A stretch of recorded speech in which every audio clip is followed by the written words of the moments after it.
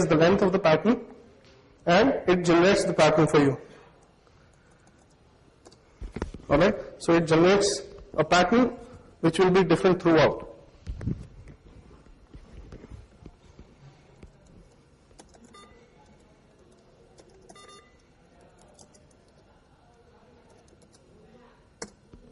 Okay, so now let's see what happens when I pass this to the program. Crashed, it gave me a code dump. Now let's go back and analyze the code dump.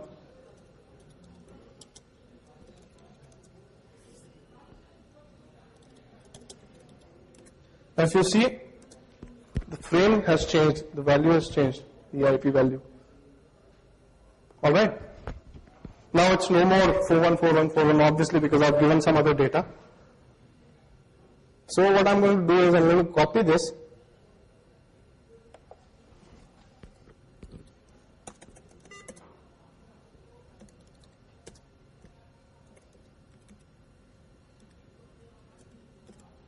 And I'm going to pass it to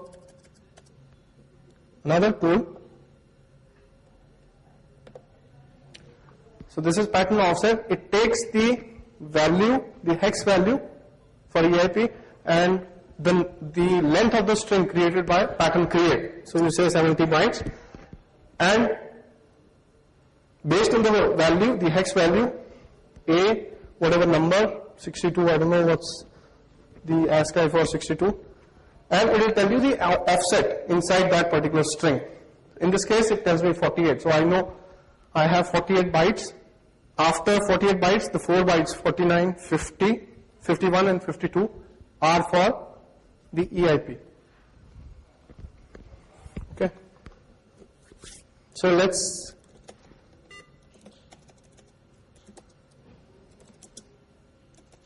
okay, another thing. So I have my code ready here. Now how do I create a shell code? Okay, fine. I have the assembly code here. This is the same assembly code that I showed you. This does set UID 0 and execme/bin/sh. Now I'm going to assemble this code.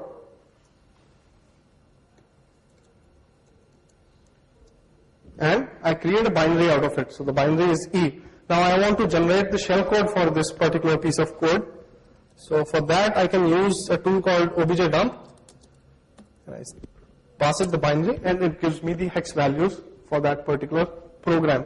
Now my shell code is nothing but these. Okay. Now if you see, there are no zeros till this point. Why? Because my shell code ends here. I don't care about this. All it's doing is it's calling the exit system call, which I don't care about. Alright, so all you need to do is just take out these values and create a string out of this, which I've already created. This is my shell code. I take the return address.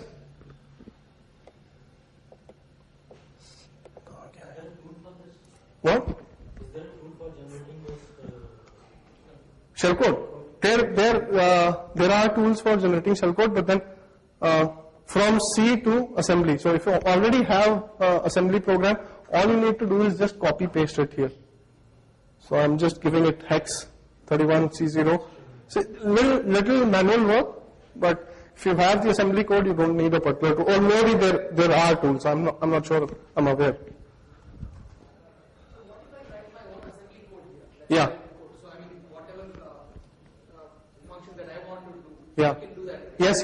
So that's what I'm saying. So this is your payload. It is entirely dependent on you, what you want to do. In my case, what I wanted to do was, I have a binary that is vulnerable, and that binary has root privileges that will even run as root, even if I execute it. So what would come to your mind? The first thing that would come to your mind when you have a binary, you know a vulnerability, what would be the first thing that you would want to do? You need a shell. Okay. So I created a payload for a shell.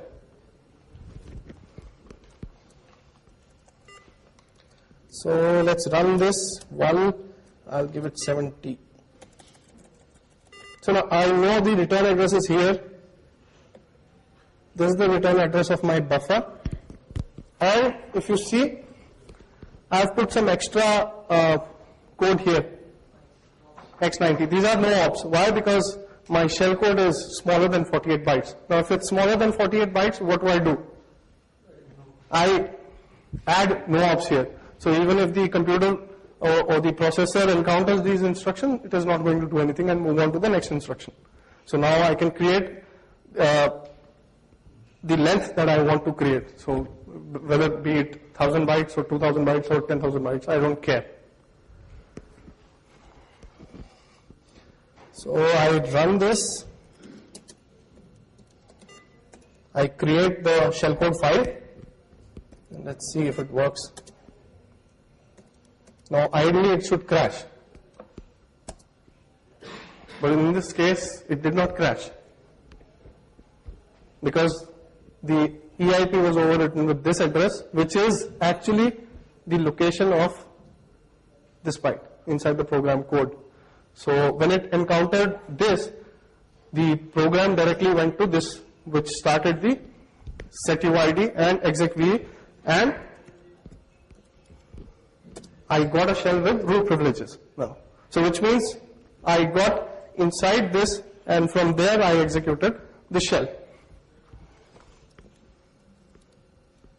Okay, so another thing to note here is there is a functionality called ASLR in Linux. By default, it's there in Ubuntu. So what I did was I actually disabled ASLR to run this, to show you that I can go onto the stack address and execute my shellcode. Now let's see what happens when I enable ASLR.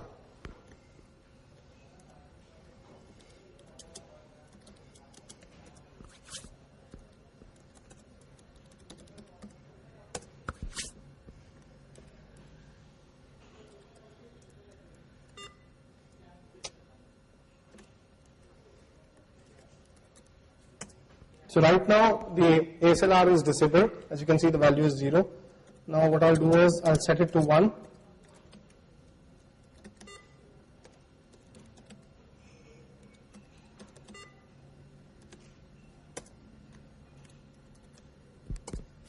So now it's set to 1. Now we go back, we run while with this.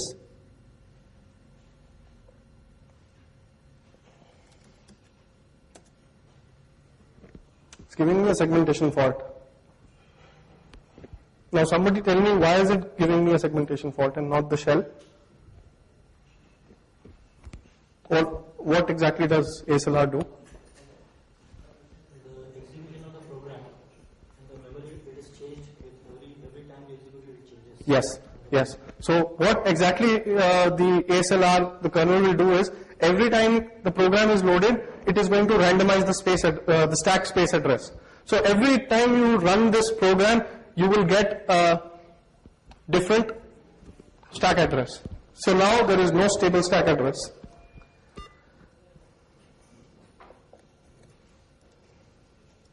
See, now every time I run it, it will change. Okay. So now what do? Do we stop exploiting programs? Do we go kill ourselves? Do we go to Himalayas and do some meditation? Okay. So let's see what are we going to do here now.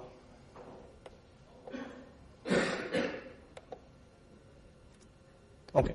So the second demo is the same thing I'm going to do on a network server. I've created a sample server program which has again the same vulnerability. It listens on port 555. You give it a string. It will say OK/r/n and disconnect you. That's the purpose of the server. Okay.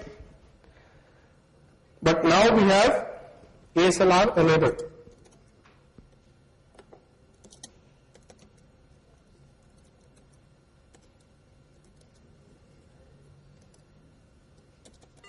Okay. So let's go into the, or rather let's just run it here only.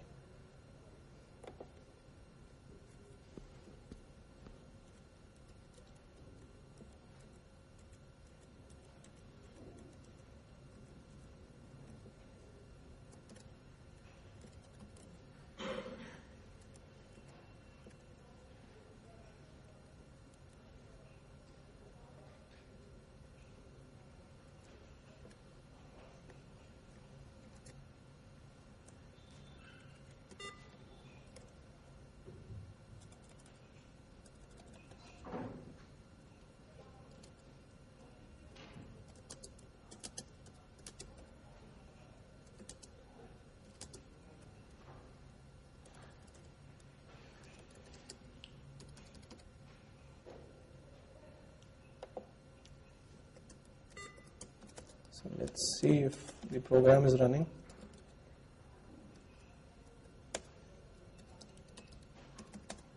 Okay, so now my program is running and it's listening on, is it visible? So it's listening on port 5555 and I'm going to connect to it.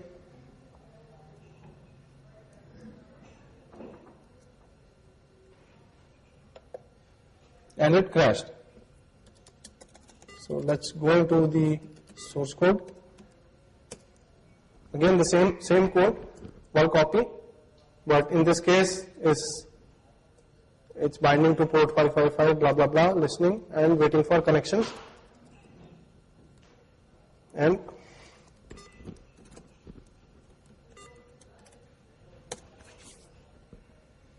now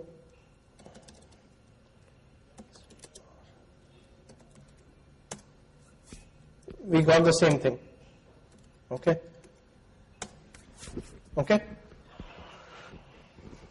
We've got the same thing, but so quickly I'll tell you. We can analyze the whole stack to see what happens. We'll use a technique called return to the program or return to libc. It's a little different than return to libc, where we are actually going to return to the program and then jump from that instruction back to our shellcode. And why are we going to do that is because we don't have a reliable address to jump to. So what my shellcode will do is it needs to find a place inside the program source code where it will jump to some particular location. So in my case, if you see ECX, the address is pointing to somewhere on the stack. Okay?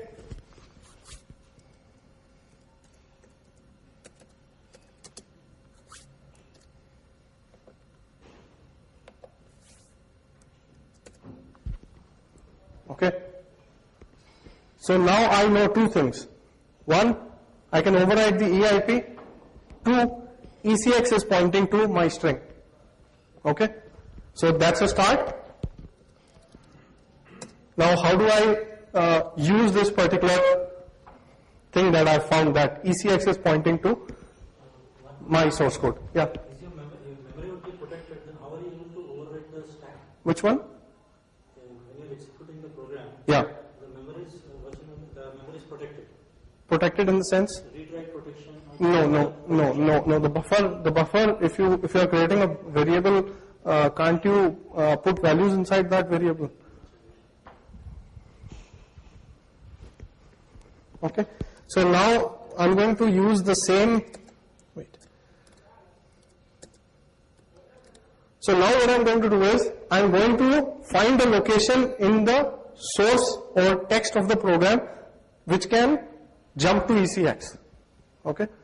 If I find it, I can exploit this particular program. Now let's see if there is any jump instruction.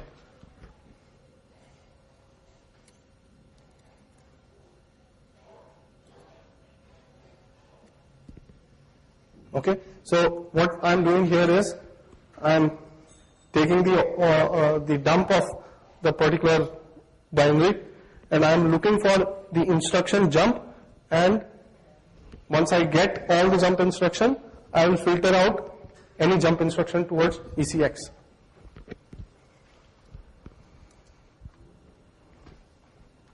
So I have loads of instructions that are jumping to ECX. Now what do? I know the addresses. And these addresses will always be the same inside this binary. Why? Because they are static addresses. So now, in the previous example, I'd given